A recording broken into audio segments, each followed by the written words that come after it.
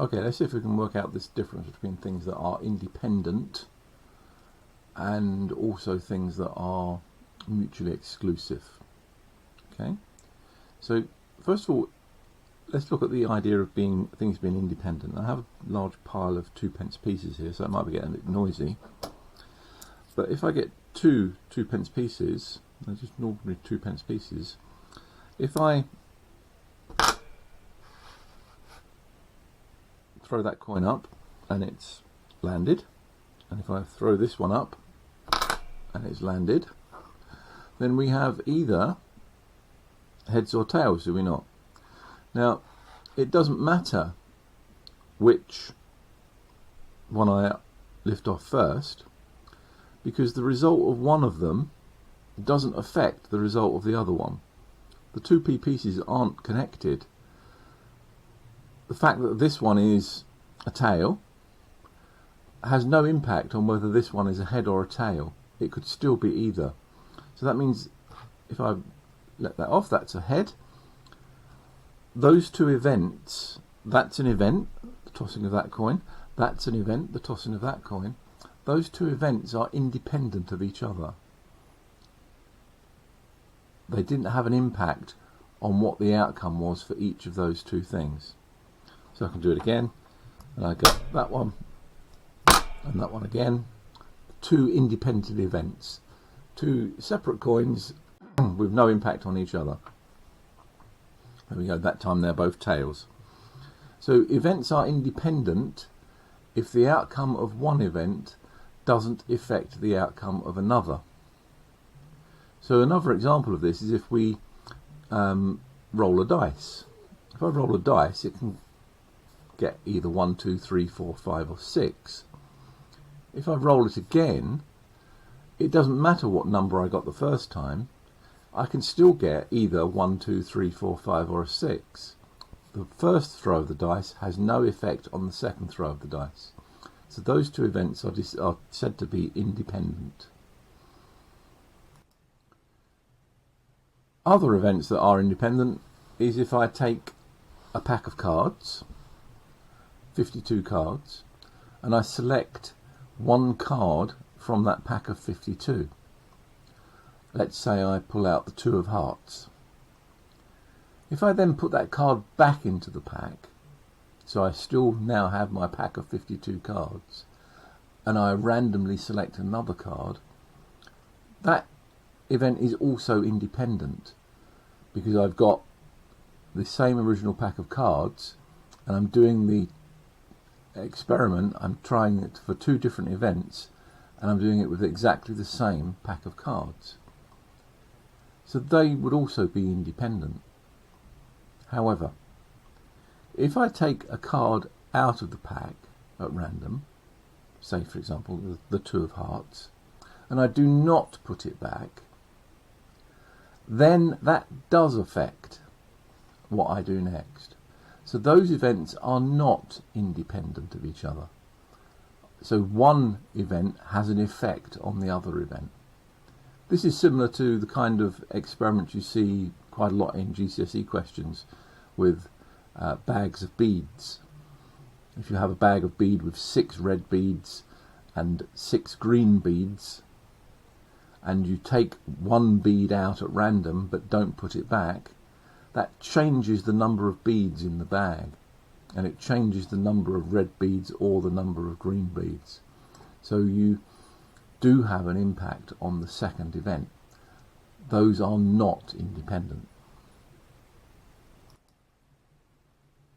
Okay, now let's think about the idea of something being mutually exclusive. What does that mean? Okay, let me take this one coin. It can be a tail or it can be a head. It can be a head or it can be a tail. If it lands like that, it's a tail. Once it's landed as a tail, it cannot then, in that event, be a head. So it's a tail or it's a head. It can't be both. So the head, the coin landing as a head, or the coin landing as a tail are 2 different things. They're completely exclusive of each other. They are mutually exclusive. If it lands as a tail, it can't be a head, and if it lands as a head, it can't be a tail. So those events are mutually exclusive. Similarly with a dice, if I throw a dice and it lands as a 1, that means it can't be a 2, 3, 4, 5 or a 6 in that event. So they are said to be mutually exclusive. When is something not mutually exclusive? A good example of this is the weather. A good one is the weather. So you might have a 10% chance of it raining on a day and a 20% chance of it being sunny. But it can be both. We know that. We see it quite often because if we didn't have rain and sun on the same day, we would never get a rainbow. So some things are not mutually exclusive. It's not the fact that being sunny prevents it from raining. The difference with the coin is that landing as a head means it hasn't landed as a tail. So those are mutually exclusive. So most experimental kind of probability questions will have this mutually exclusive idea in them. The only way that changes is where you have, if you've got some experiments where you might be asked to throw a dice and toss a coin at the same time, so that you can get a head and you can get a 4. So those things aren't mutually exclusive. So single coins, single dice tend to be mutually exclusive.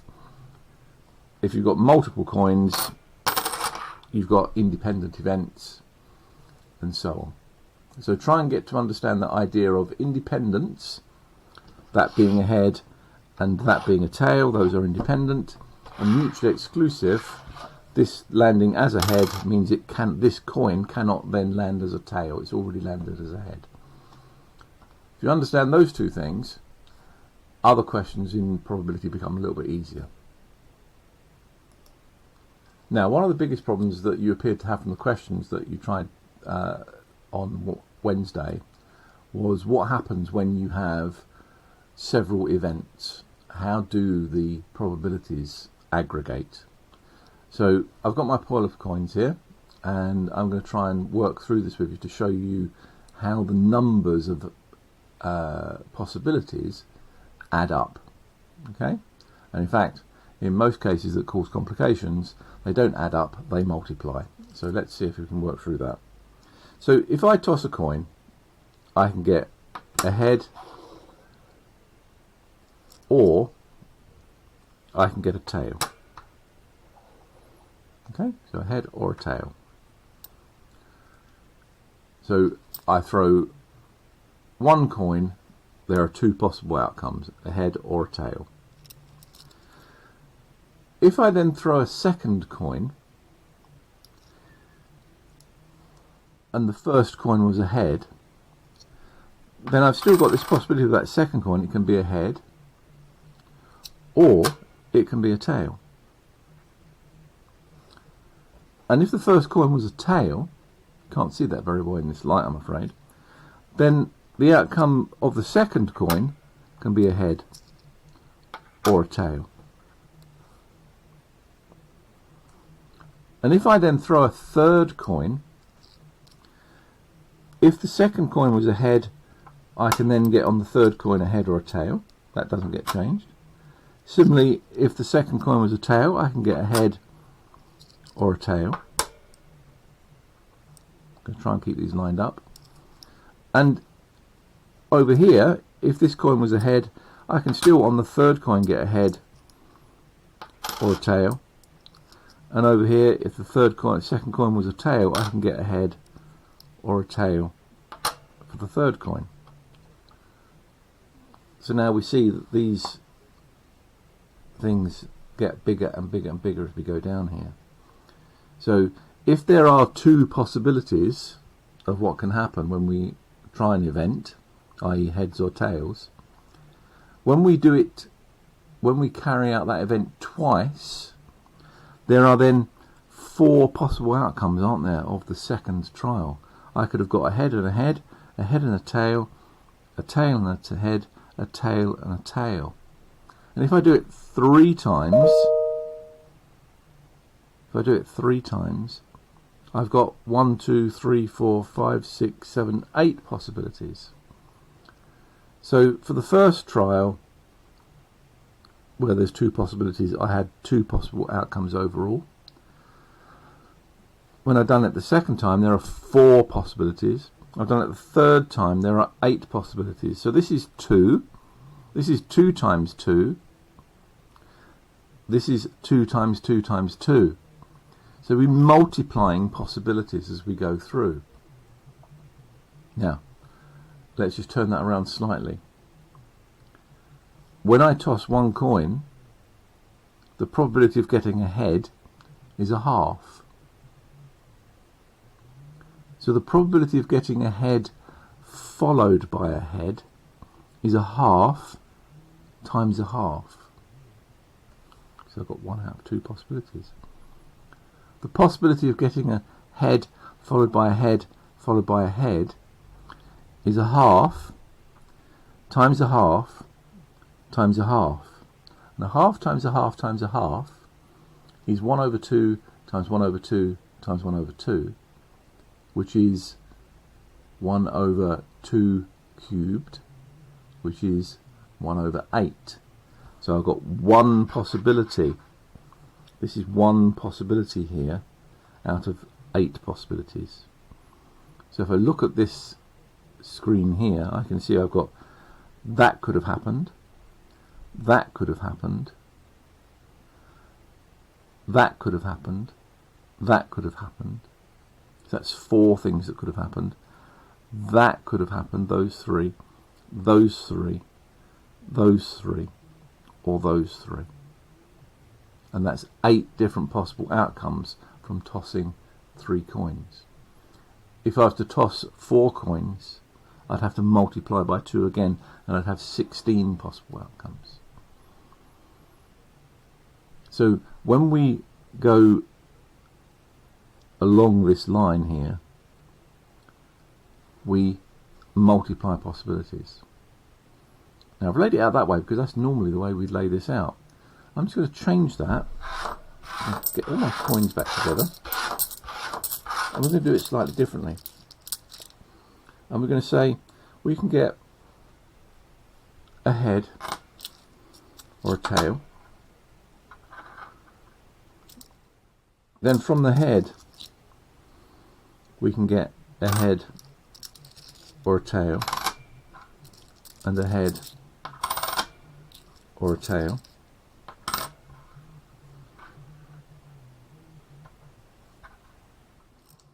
And then from that head up there we can get a head or a tail, a head or a tail. These aren't going to fit in very easily, are they?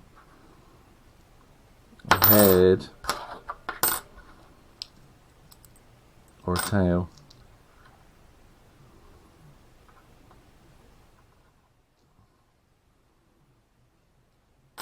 and a head or a tail, because the way that we're going to lay this out like this helps us in the future, because one of the things we're going to learn how to do is how to create tree diagrams that go across like this to give us probabilities.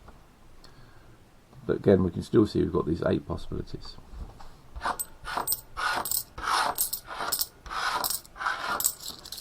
Put those to one side, and let's get some paper and see how this can work when we're working with bits of paper. So if I have a starting point here, I've got a head or a tail, I've got then from that I've got a head or a tail, a head or a tail, a head or a tail, a head or a tail, head or a tail, a head or a tail, we can see that that probability is a half, that probability is a half. Throwing the head or tail this time, it's a half and a half. Similarly here and here.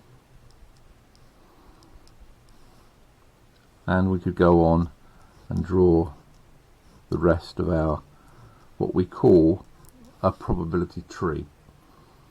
And when we go across the probabilities, so if we want to go to a head followed by a head followed by a head, so that would be head, head, head, that probability is a half times a half times a half, which is 1/8.